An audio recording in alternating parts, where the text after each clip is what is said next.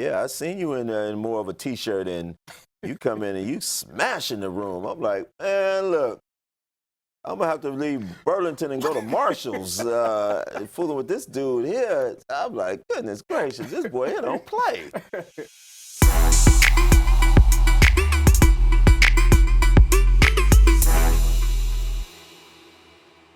Peace, family. Will Roundtree here on the Full-Time CEO podcast, The Shit They Don't Tell You, where we interview influential individuals, CEOs, entrepreneurs from all across the world, not just here in the United States, but across the world. And today, I'm sitting here with a very, very special guest of mine. He's not just a guest, he's actually a friend. I would like to call him my brother from another mother. Okay. Can we use that term? We'll take it. We'll take it. So I'm very honored, you know. So I actually had an opportunity to meet him. I was at a men's CEO breakfast. I think it was actually during COVID. And so, you know, I was there and my typical self, I'm just kind of playing the background and, you know, I do my 1-2 and I'm usually out. But, you know, he came up to me after the actual event. And he gave me some words of encouragement that stuck with me. And he was like, you know, you should actually walk in the room a lot louder. And that stuck with me. And so now when I go into a room, I walk in there with my chest poked out now. Okay? Because, you know, got to let people know I'm in the building. Because this individual told me that's what I should do. So I'm here with no other than the infamous Lawrence Weekly. What's going on, man? Man, what a blessing to be here. I'm with the Full-Time CEO. How about that? I've been in the midst and the presence of some influential CEOs, but this is one of the flyest ones I have ever met. This is a fly CEO. I mean, who gets down like this? Check out the gear. This is you just feel a me? T-shirt, man. I mean, the T-shirt is just fly. It just speaks for itself. And, you know, then the jeans with the holes in the knee. It's just, the combo is just so cool. It's just, you know, this right here speaks by itself. And so, you know, when I made that statement to you, and first of all, let me just say, I want to give all glory to God. I'm so grateful for my life. And, you know, I'm so grateful that my life have been aligned with people like you and other people that I've been able to meet in my lifetime. You know, coming from a background like mine, I'm an indigent-born child, meaning I was born homeless. I don't know if people knew that. I was abandoned in a hospital at 2 days old. And whom would have ever thought that God would have took a little 2-day-old homeless baby boy like me? I had no name. So I got a chance to see my original birth certificate. And I had no first name. I was just Baby Coleman. Wow. And because that was my biological mother's last name. And that's how I was left in the hospital. And so whom would ever thought that little indigent baby Coleman, who was adopted at 11 months old to Lawrence and Mary Weekly, would eventually turn out to be the chairman of the board of the hospital that he was abandoned in at 2 days old. Don't tell me it's not possible. So me sitting with the Full-Time CEO is another blessing. Well, speaking of just, you were not only the chairman of the board. Yeah. I don't even think we got enough time to go down all of these affiliations. Let me just name a few. Chief Diversity Officer and Chief of Staff at College of Southern Nevada. That's my current paycheck. Okay. Until I get to be his understudy. Former Clark County Commissioner. Yeah. That's where you got the moniker. Yeah. Commissioner Weekly. Yes, sir. Do people still call you Commissioner They Weekly? still do. I've not been out of office a year yet, so people still refer to me as the commissioner, but I don't dare want to be disrespectful to our current commissioner. Absolutely. Commissioner William McCurdy II. He's an amazing young man. He's going to do a fantastic job in office, but eventually, like anything else, it's going to wear off. The commissioner for me will wear off, and I'm cool with that. Well, you know, it's like Lorenz Tate. We still call him O-Dog. So I can imagine you're probably going to get called commissioner for. Yeah, I call Lorenz Frankie. Why do food fall in love? For those who didn't catch that one. Yeah, O-Dog was a little much for me, but. Also, you're pursuing a doctoral degree in public policy at UNLV. Man. Wow, how did that come to be? You know, I'm going to tell you something. When I made the statement to you, walk into a room, make your presence known. Absolutely. Because first impressions do mean a lot. And it's not that you're trying to boast or you're trying to put yourself out there like you're better than anyone. You are relevant. You make a difference. You have purpose on this earth. And so for somebody like me, who's small guy, always overlooked and maybe unnoticed and born indigent and, probably wasn't thought much of, something in me said, you are somebody and you are who you think you are. And so walk in your purpose, walk in your light, walk in your commitment to who you believe you can be. And so for me, it's like Dr. Weekly. I didn't go because I want to be some big old full-time professor. Right. I just like how it sounds. Definitely. Yeah, so, God's willing in May, end of May of 22, don't call me commissioner. Call me Dr. Weekly. Definitely. That do have a different ring to Yes, it. Now sir. that I think about Come it. on now. You gonna put that on your check and all of that It's stuff? going too? on everything. I'm having an artist come in and stencil it on my wall. I ain't playing with y'all out there. So you earned that. I earned that, brother. Definitely. And most importantly, adjunct professor at UNLV. I What teach is at that UNLV like, as man? well. It's pretty cool, to get a chance to go back. And I wasn't one of the brightest in school. I wasn't the sharpest knife in class when it came to math and all of that stuff. I didn't have good study habits. When I was adopted, my parents separated when I was 7 years old. My mother worked swing shift. We didn't have anybody sitting at a table with us doing homework and talking to us about higher education. So I went to school. I did just enough.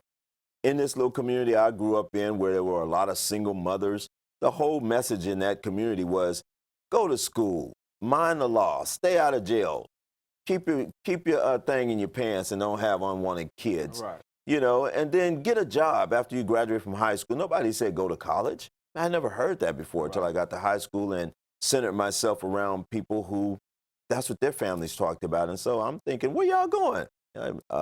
College? Right. I was like, damn, how do I get there? Right. So I started out, the gun had already been shot and they had already took off. I'm still standing at the starting line. And so I played catch up over the years. Right. And so for me, looking at higher education and to go back in my communities and give back to underserved kids. I have a daughter now that's a kindergarten teacher. And I'm so elated and so excited for her because she works right in the heart of the district, right on the street that I grew up in West Las Vegas, 89106. And so, us giving back and us showing other kids who grew up in that type of community, you can do it, man. This ain't your final destination. That's so powerful because I think a lot of times we've just been conditioned to think that whatever our current condition is, it has to stay that way. Yeah. But we have to make the change for it to change. Yes. And a lot of times it just takes someone to believe in you. Yeah. A lot of times it just takes changing your environment. I heard a quote. They say, if you can't change the people around you, change the people around you. And that hit me. And that was actually one of the reasons I moved out of Milwaukee because I couldn't change the people's mindset around me because they weren't ready. And so I said, you know what? I will change everything around me. And so I bought a one-way ticket, moved out here to Las Vegas, and I've been here ever since. Well, we're blessed. We're blessed to have you. I'm so impressed with you. You're one of the most impressive gentlemen that I know. I heard you say a few words at that men's breakfast, and I leaned over to my chief of staff. I said, who's that? And he's like, I don't know him. And I was like, okay. So I went to the organizer. I said, who's he?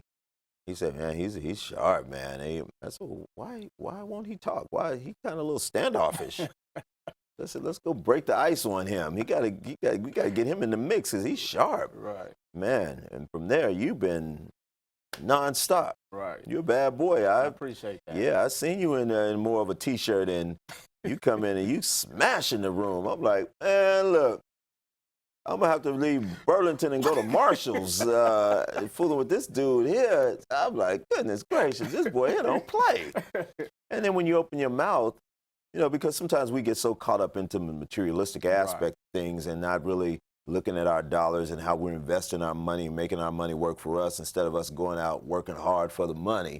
Definitely. You speak that language and you speak to someone like me who have helped many of people throughout the country, but particularly here in Southern Nevada, become millionaires. I've pressed buttons that have helped people become very successful. But I sat and talked with you one day, man. You don't even know. I had to put you on mute and went and got some Oprah Kleenex. You had me crying, man, because you know I'm in the middle of all of these people. I'm in the middle of what's happening, but not knowing how to apply it to myself. And you inspired me. You inspired me so much. You know, I started my own little business. I have a little consulting business, but that has a lot to do with you. We talked about this before. You can't keep saying I didn't tell. business. Well, little. I got to take little out. He told me this, but he inspired me that I went out and started a business. And you know, I haven't looked back since. And you know, I appreciate you. I've never given you a public accolade for how you inspired me. And so, you know, that one-way ticket, you're already blessing folks here. Right. You know, you blessed me, and I thank you. Oh, no, thank you sincerely. I appreciate the friendship as well. Absolutely. You're a good person. Thank you. Thank you. Good man. So let's rewind it a little bit. Okay. Here. Doctor. Yeah. Claim it, bababy. I'm putting it into existence right now. So how did you get into politics? Like, what was, you know, you shared a little bit about your story and, you know, your upbringing. College was never really dialogue that was shared in the household, and then you end up going into politics. Yeah, man. One of my mentors, he was a state legislator, Assemblyman Wendell P. Williams. And I remember graduating from Grambling State University and coming back home to Vegas because my mother had passed away. I had a job offer in Atlanta, Georgia, and because I was internally grieving, I didn't have it together. Right. So I came on home to hit the reset button and, you know, just started centering myself around people who had it going on, who had answers to the test. You know, I was a student all over again and just getting exposed. And then I met Frank Hawkins, who became a city councilman, and he appointed me to my very first board. I was a member of the Board of Trustees for the library district here. Wow. And from there, I got a job working at the city of Las Vegas. And I started working for a councilman. I became chief of staff for a city councilman. He was the mayor pro tem, Gary Reese. And of course, the state legislature mandated that the city council expand because of our growth. And man, the mayor looked over and said, Lawrence, you're in the mix. What do you think about becoming a councilman? And I said, man, my goal right now is to make $50,000 a year. Wow. Is that crazy? Wow. So he saw something in you didn't even see in yourself. I didn't see in myself. And knowing that at the time, a councilman only made $35,900. Right. I said, what am I going to do with that? Go rent a room? You know, stay at a budget suite? What's up? Hey, I've stayed in one of those. I'm not judging. Right. But that ain't me. I didn't want to be in a budget suite. You know, I didn't even have a pistol at the time, and I felt like I needed to have a pistol with me. Look, I ain't about to play up in there now. I'm keeping it 100. So, you know, they voted for me and made me a city councilman. And, you know, I'm the first one to have ever represented Ward 5. Wow. Which is now being held down by Councilman Cedric Creer, who's doing a fantastic job. But, you know, to be the first, you know, I'm in the history books. I would have to agree. Yeah, that's amazing. And then I became a county commissioner. And what a whirlwind. Oh, I can only imagine. Yeah, man. And you were also the first Black Vegas commissioner or board member, correct? Well, no, not the first Black Las Vegan. I think what you may be referencing is I'm the first African-American man to serve as the chairman of the Las Vegas Convention and Visitors Authority Board, which, of course, you know, bring in billions. Right. And, you know, they elected me this 2 times. You know, I served 4 years, and I'm one of only 2 people who've ever served that. Wow. So, yeah, it's just been a blessing, man. I try and inspire, like you, I try and inspire people to understand that it's not how you start, it's how you finish that counts. And for someone like me, born into an indigent world and being able to have a platform, you know, these folks bless me. I traveled around the world, you know, speaking on behalf of Las Vegas and bringing big conventions back here. And I'm like, I had to pinch myself. I was sitting in Africa and I'm sitting in the room, man, I just started bawling like a baby. And I was so emotionally just full. Right. Because I'm like, who would have ever thought, you know? And then I'm over in China with Hainan Airlines. You know, I approved the contract and took the first inaugural flight to Las Vegas and to be sitting in Beijing in a restaurant talking to the heads of state.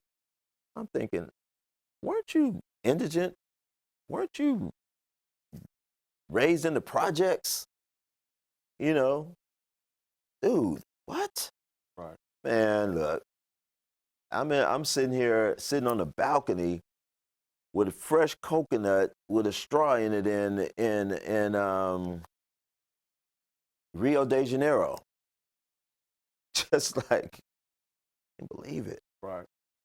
Next morning, I'm sitting at the table with signing contracts of people bringing big shows here that's putting heads in beds in these hotels and keeping the lights on and in folks' homes where they can get a paycheck, because it's bringing money back to this community.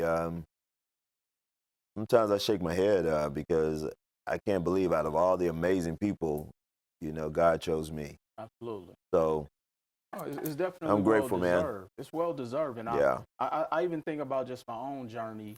And I was told by the age of 21 I'd be dead or in jail. Being from Milwaukee, where I grew up on a block where there was nothing but D-boys, pimps, gangs. Grew up in the era of the crack epidemic, and we didn't have role models. We weren't growing up in Milwaukee. We didn't have New York with the rap moguls. We didn't have LA with movie stars. We didn't have all of these things that some of the other regions of the country had as role models. And only thing I had was inspiration from things I saw on television. And so, but the one thing that I did have was I had an imagination. Yes, sir. And I always dreamt that I'm going to be successful at something. And I took it upon myself really to just always improve myself. That was my way out of improving self. And that's what I always tell people is that the journey of becoming better is making yourself better first. And that's why I always admired about personal development. And I say that's what gave me an unfair head start in my path of entrepreneurship was I worked on myself first. What would you say to individuals, who, may have had a similar path to either yours or myself that may feel like their environment is all they have to look for coming up? It's not enough. You have to dig deep and realize that there are amazing people like you out there. They have to put themselves in those positions to not be so easily influenced. We're all born with purpose, and we all want to be something special in life. And to have someone like you come here from Milwaukee, whether you're in Milwaukee or you're here in Las Vegas, you have such a powerful message. And that's why I'm really impressed with you, to be honest with you, Will, is because you understand the importance of giving of yourself to others. You empower people every single day. And although you are what I consider a quiet storm, there are thousands out there, probably millions, that may not have the blessings of meeting you. But if you do what you're supposed to do and what you're doing, millions will know of you. And I think it's so inspiring. And I love the fact you put it in books. You make yourself readily available via your podcast. You are on social media. You travel around the country. You give back. I mean, you have done things for me with students, which it's just so impressive. And so I think looking at someone like you, you're an amazing father. You are a great friend. You always make yourself readily available. I don't know what others experience with you, Right. but what I've seen have been so impressive. And this is what changes trajectories for people out there. When people who grew up in communities like you and I did, and they hear of the Will Roundtrees of the world, then he's going to be where? Oh man. Because everybody, we can sit and listen to Jay-Z and listen to J. Cole and listen to Kendrick Lamar and listen to all these cats all day long. Their stories are similar like ours. Very. They just did what they had to do to get where they wanted to be. And so I just say to those who are watching this amazing podcast to get yourself around upwardly mobile people. Don't be afraid to let folks know that you don't know. You know, I think it's so, some people say it's cliche to say if you're the smartest one in the room. I believe that. I don't ever want to be the smartest one in the room. I love being in a room with brilliant people. I sat on a plane one time. We were looking at like the Smith Center downtown, which was in my district at the time. I was a councilman. We traveled the country looking at stadiums and performing arts theaters. And I'll never forget, we flew on a private plane. That was my first time flying on a private plane. Oh, Lord, changed your life. I didn't embarrass y'all. I want y'all to know that. I didn't come on with a little box of Popeye's chicken, none of that. I walked on there on the tarmac like I belonged there. Right. I walked on there like it was my plane. Hit a little lady, she's there greeting everybody. She has glasses of Dom Perignon poured for everybody. I was like, oh, hell yeah. You know, I want to throw my jacket back. You know, what I felt like Diddy or one of them, you know, walking out on the tarmac, right? But I sat there, and it was 5 other white men. Mayor Oscar Goodman at the time, I served with him on the city council, and man, they got to talking about their properties that they own, businesses that they own. Oh, how's little Jimmy doing? Oh, he's doing well. You know, he's over in Switzerland in boarding school, and you know, we're looking to, you know, we're going to do a family trip in a couple weeks, and we'll all meet up over in London, and we're going to meet for lunch, and then we'll probably fly over to New York for dinner. And Combo different. man, I'm sitting there, I realize you don't fit nowhere in this conversation. I just reached in my bag and pulled out an old Jet magazine and just started looking at influential black people. I was like, I had to try to figure it out. But it doesn't matter whether they're black, white, Hispanic, Asian, Native American, doesn't matter. Get yourself around smart people, people who are willing to impart wisdom onto you. And don't ever be afraid to do the heavy lifting. See, I don't want anybody to just give me something. Right. Because if you don't have any sweat equity in it, you don't respect it and appreciate it. So I appreciate you, Will. You are so sharp. You made me go back and look at my spending patterns and how I spend my little money, because as black folks, You can't say little money. Well, I have little money. It's big money. I one day I'm gonna have big Will money. I want some big Will money. You feel me? Will wants to take little out of my, I use L-I-L, little. Will wants to take little out of my vocabulary, so I got to get away from that. See, this is a teachable moment, right? But man, I'm striving to get some big Will money one day, and I've never been so sold on having all these material things. They look great. You know, I always tease you about, you know, all your gear. You know, you rock some of the latest stuff, and I'd be like, ooh, this boy here is fire. But, you know, like big house, I'm very blessed. I have a beautiful home, you know, a couple cars, which is fine, but peace. So important. Yeah. That's what I fight.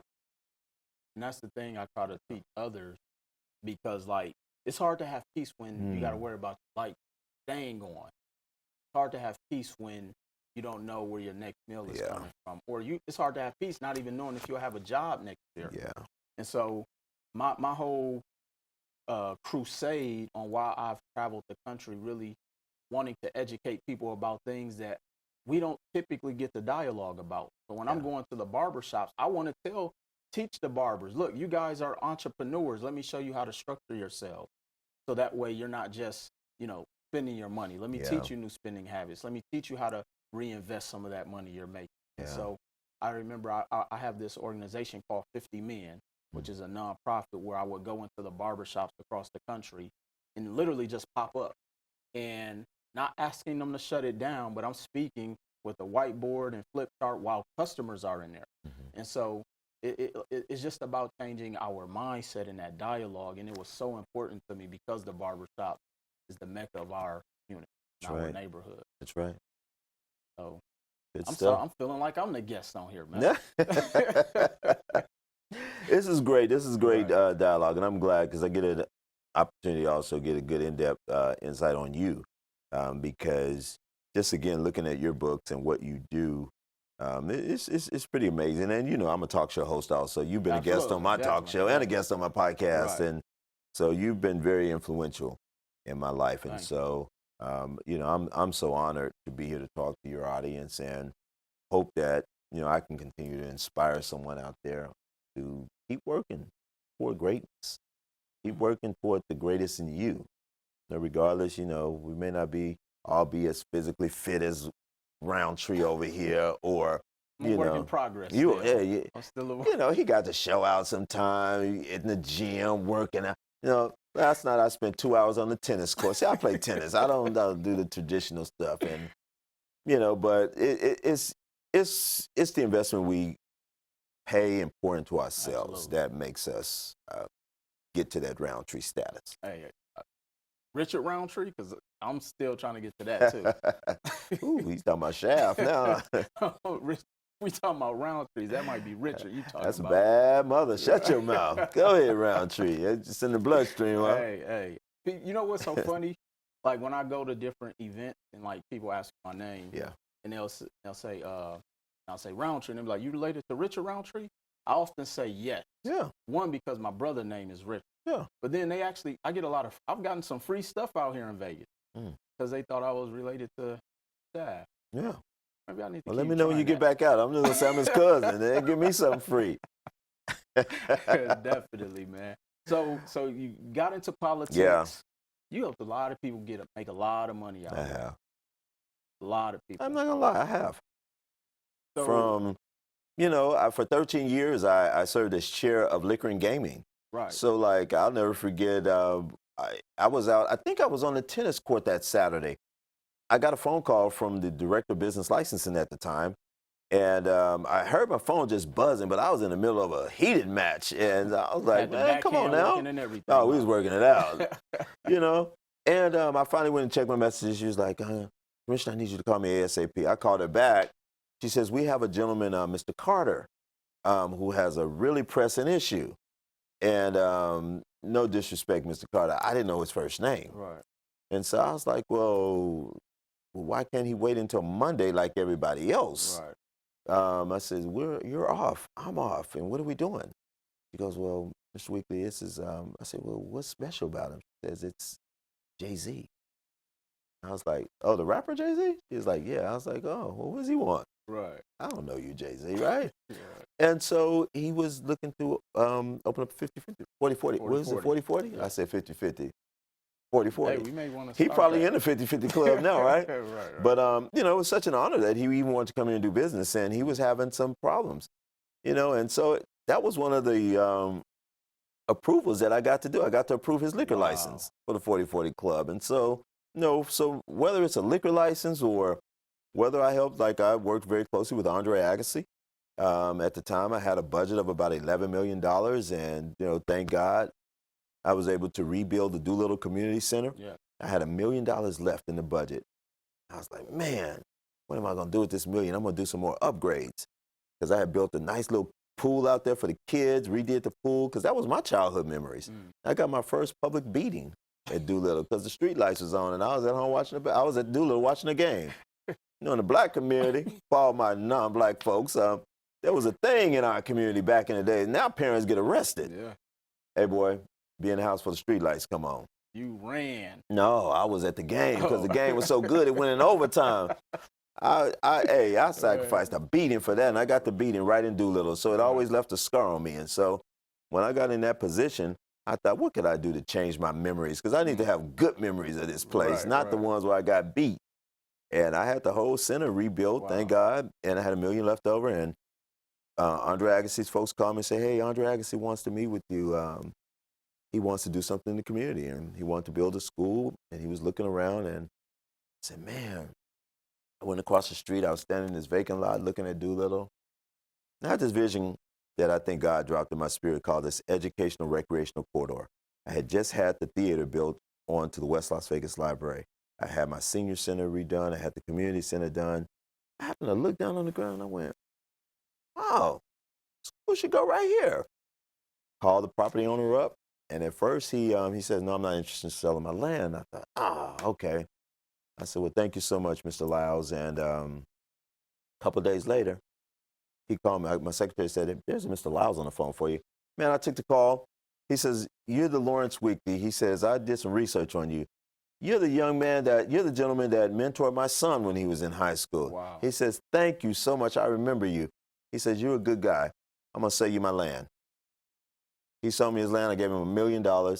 I gave the land to Andre Agassi, pays $1 a year. And that's where the Andre Agassi College Preparatory Academy was built. Wow. Talk about relations. Yeah, or good even stuff. just treating people good. Yeah. That type of stuff is important. Got to treat people good. Never know to. when it comes back and those blessings will align itself. So, I can imagine. yeah, man, good stuff. So I imagine your phone stayed ringing when you held office. People asking you to approve this, approve that.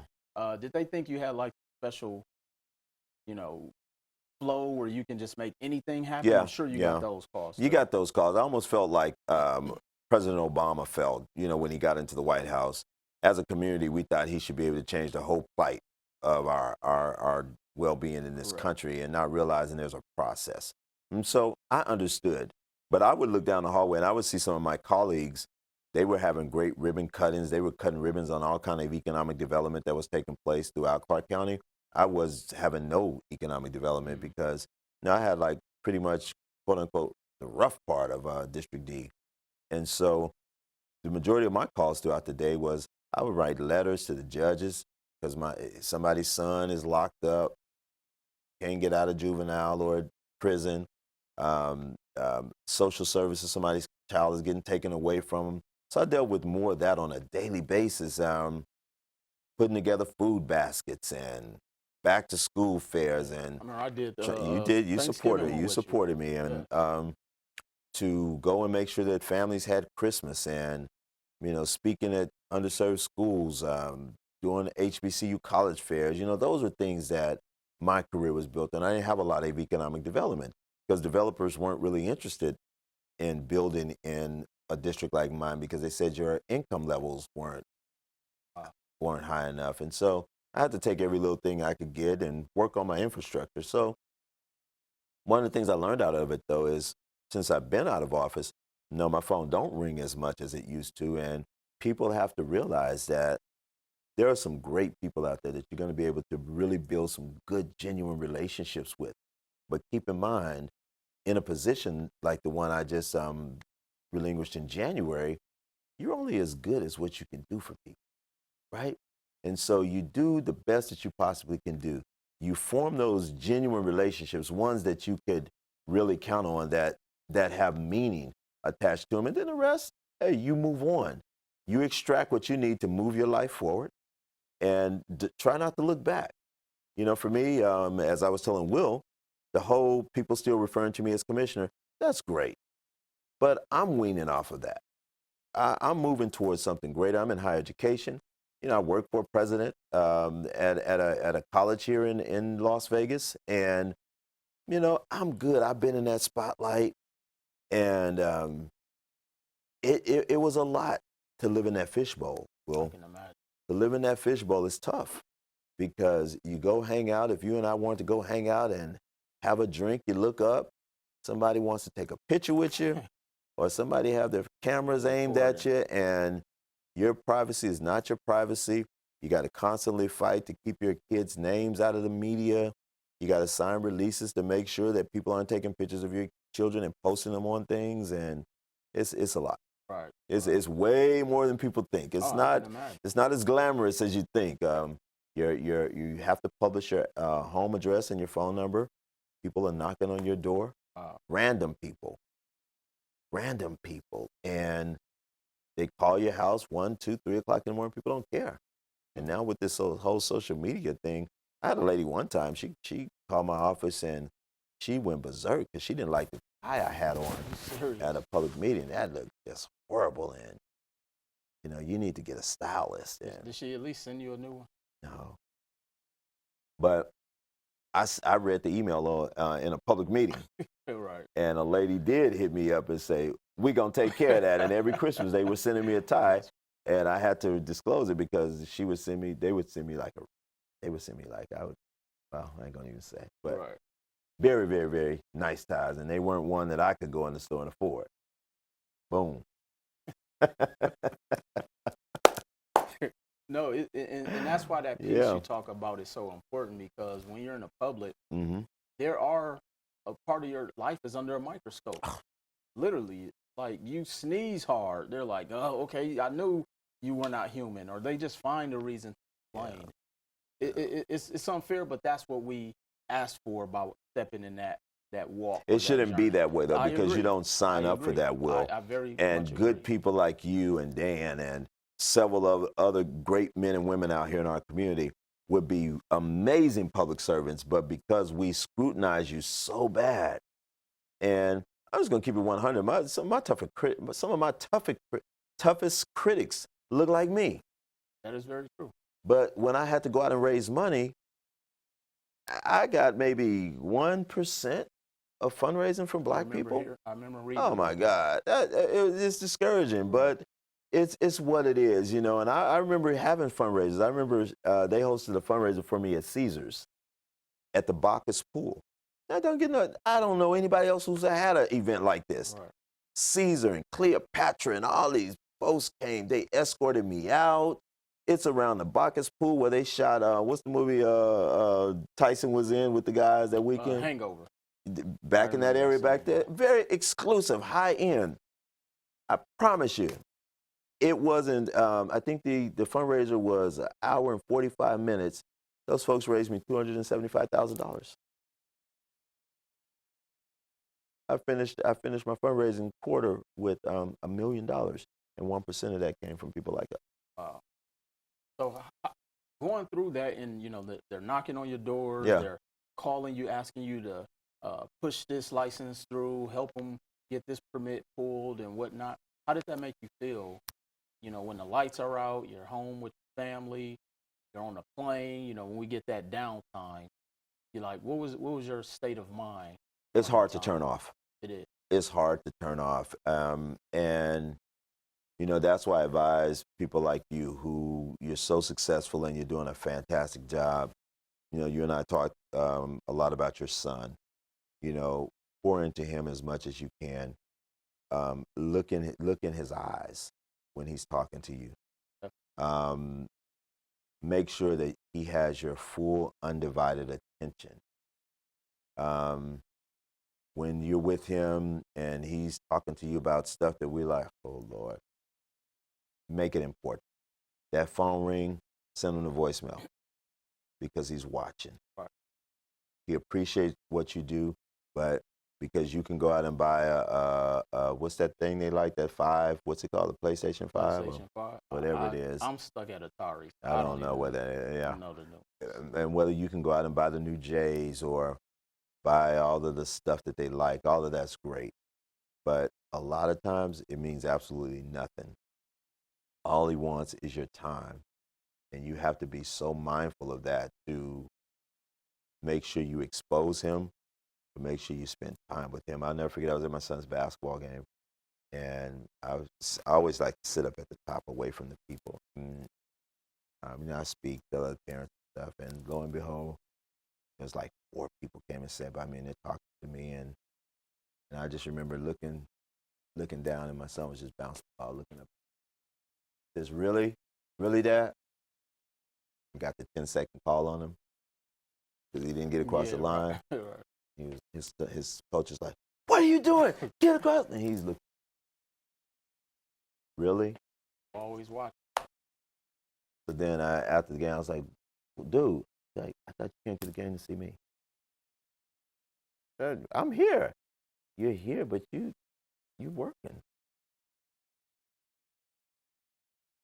You hear me? No, absolutely. They're always watching. Even when I'm going out of town. You guys hear me? Especially our dads out there. It's our important. fathers, mothers do an amazing job. Absolutely. But Dad, you work hard because you're working on a legacy. You're working on generational wealth. You're working on some good stuff. But that time is something that we can never recapture. And you have children, you got to give it to them. And I don't care how old they get, never, ever, ever feel embarrassed to embrace your child publicly.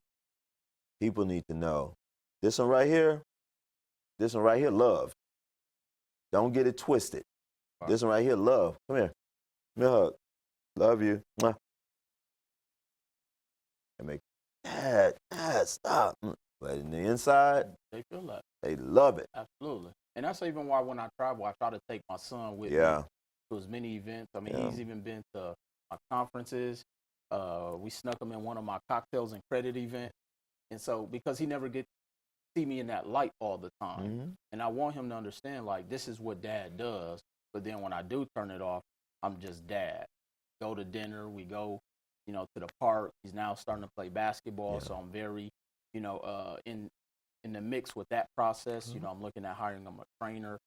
So, he had a practice recently. So I'm always making sure, no matter what's on my schedule, I'm going to always schedule that time with him. Yeah. Let them know that. I think that's amazing. And I love that. And I love, you and I went to a place where we got a little vulnerable with talking about, that fatherhood Mm-hmm. thing. And it's a very sacred place. It's so easy for these cats to go out here and father these kids and leave them out there. And you wonder why they on social media clowning and acting a fool. And Right. on the Judge Lake show, you are that baby daddy. And you know what I'm saying? I love Judge Lake. If you're watching this, you should be Judge. But I love you. I'm a fan. Right. But I love that, But, getting their heads in something like this and helping these young men, especially these young men, understand they can be full-time CEOs because they got brilliant ideas. They just need outlets like yours for somebody to say, you can do it. Go. And they're going to keep looking back. You sure? Man, go. I got you. You fall back, I got you. Right. And that's all they need, And I think that's the problem in our culture is that it's not enough Black men out there holding these young cats up. So they're taking their aggression out. Y'all probably say I'm a big crybaby. It's weird because in politics I was tough, but some small things just get me emotionally. I was so emotional last week. I mean, I was literally emotional with the Raider football player. I was upset, 156 miles an hour. Right. Now, that was just pure ignorance. Right. But he's 22, 23, the baby. Yeah. And his whole life is just crushed. Yeah. And then I'm looking at the Ahmaud Arbery case. Mm-hmm. 11 white jurors and 1 black. I And I'm even watch the thinking, special that was on. Dr. Fauci said, hey, y'all been sheltering in place. Get outside, go exercise. The boy went and took a jog. Went and looked inside of an abandoned home that everybody was doing in the neighborhood. And we still dealing with the Kens and the Karens out there. Mm. Which now the Kens and the Karens got so much confidence like they can pull up on you like that. That'll get you popped. That's getting a lot of y'all popped.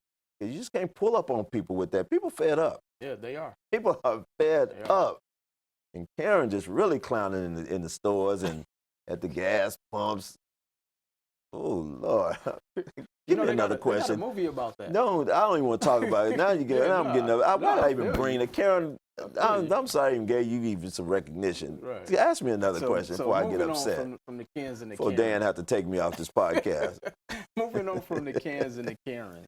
Yeah, man. But I do want to come back to something you talked about with the youth and pushing them. Yeah. And one of the dialogues I often get, especially showing them a route of entrepreneurship, because all of college is not everyone's aspiration. No, it's. Does it, especially in our community, sometimes do you feel that the youth, they have to see stuff, which is why, sometimes we go out there and we get the nice cars and the outfit, because if they don't feel that you're successful, it's hard to get their attention. Yeah. And I know you're in the communities often. What do you say to that, that route? Because that's where that whole fake it till you make it came in. Our problem is that we're visual people. Very. We're visual people. And social media doesn't help. And when I look on here and I see you rolling in your whip, and I look on there and see you dressed like you're dressed, and I'm like, man, I want that. I want to do that. And I want to get that by any means necessary. I can look at you and see you in your Fendi sweater, or I'm always on you about your Fendis, huh? I get on about his Fendis and his Louis, because he be killing it, boy. But people don't know what it took for you to purchase that. That just because you're a Roundtree defender didn't just come and give you that. You worked for that and you Very paid for hard. that. The heavy lifting, we have to show.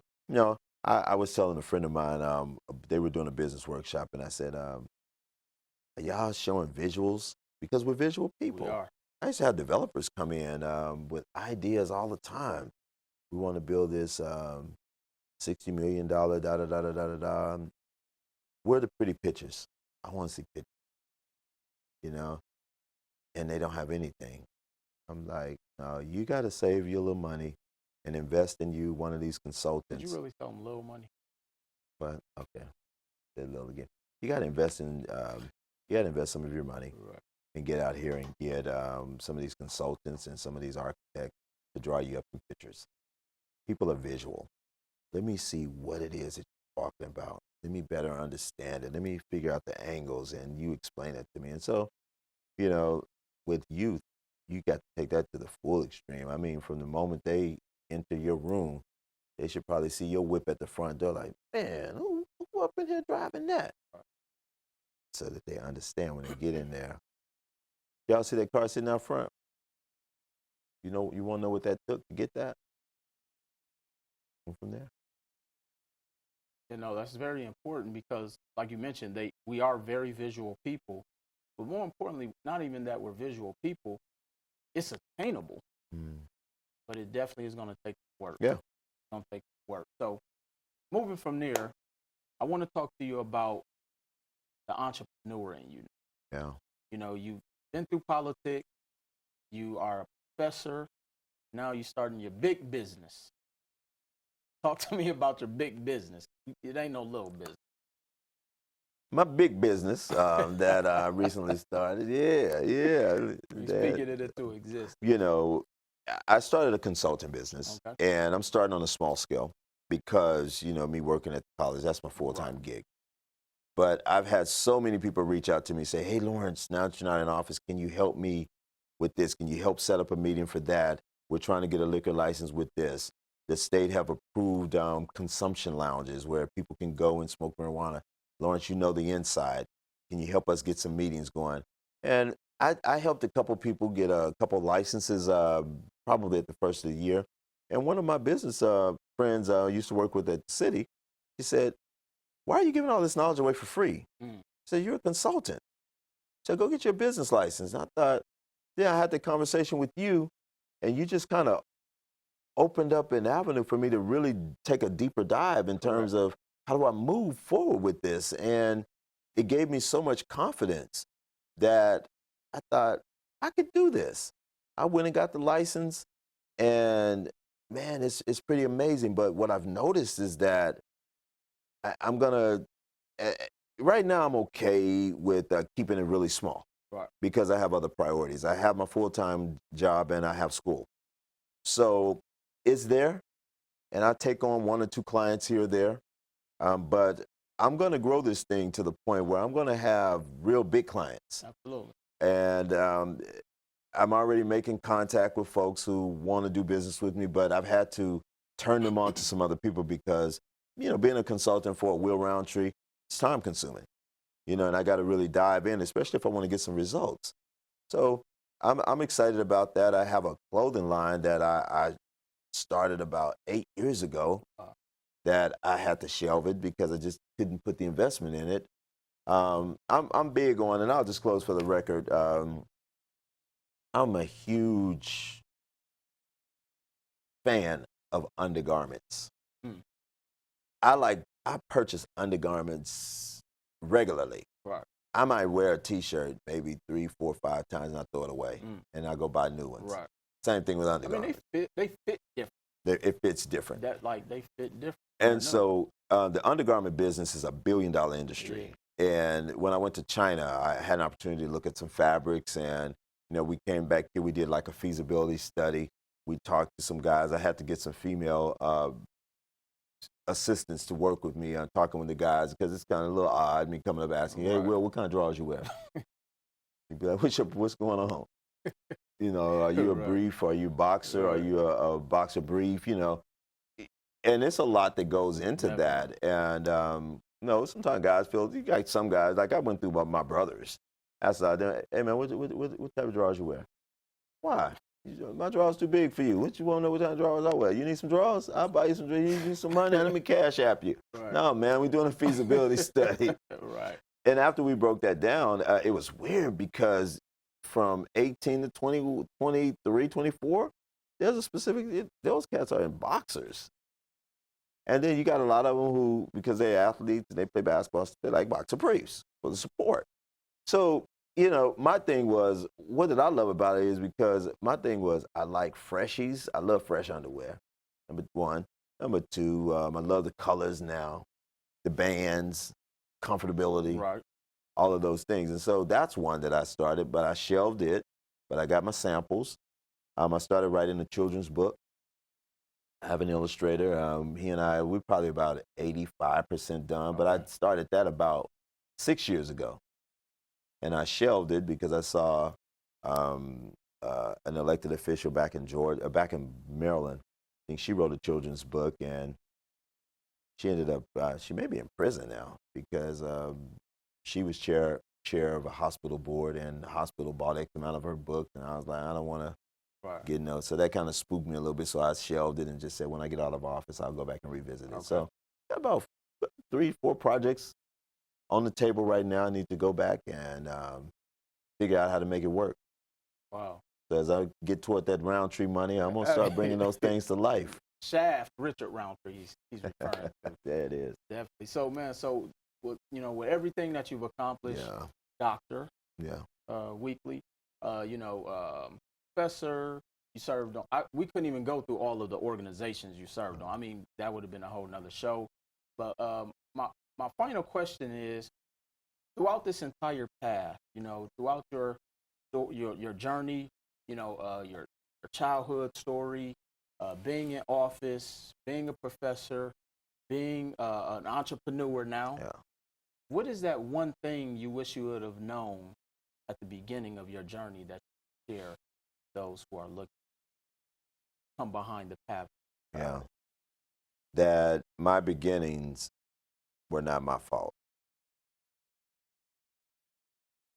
Me being born into the system, not my fault. Me being adopted was not my fault. It affected my confidence.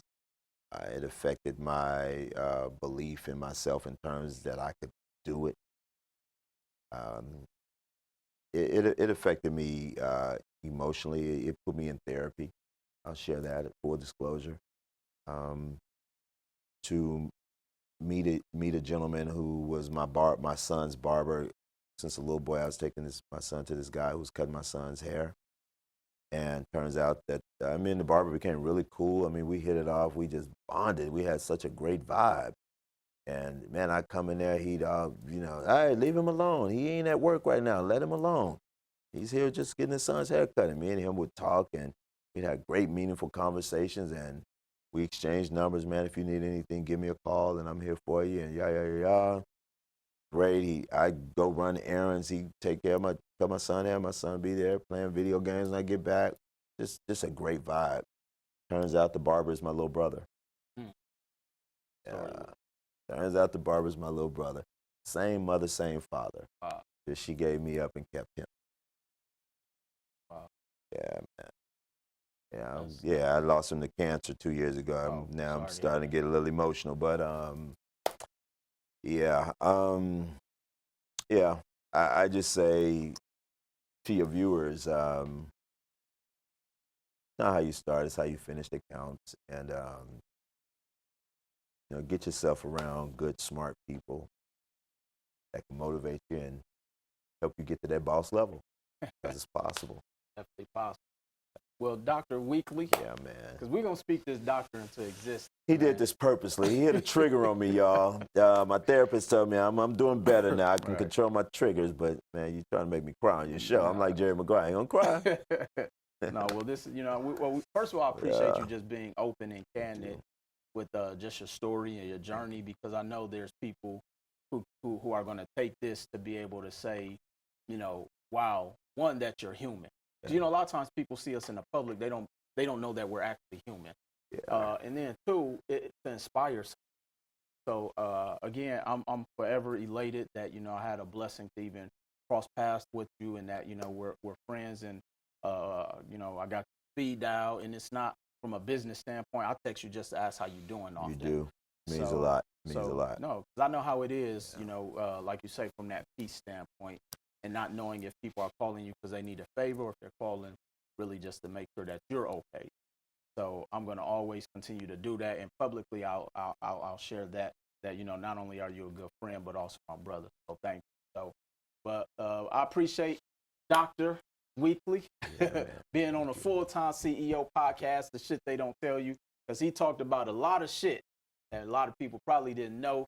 Make sure y'all continue to follow him. How can they stay in touch with you? I do a little Facebook. I'm all, I don't, Instagram, I don't really, I ain't on that level. I tried it, got hacked, and I was done with it, right? So if you get a friend request from me, it ain't me, y'all. Yeah, I got hacked, and the people are raising money. They're calling up and saying, hey, Will, this is Lawrence. I need you to send me some money. And I've had family members and friends who have given money to these people. And I had law enforcement get involved, and they tracked them down. They live in Arizona.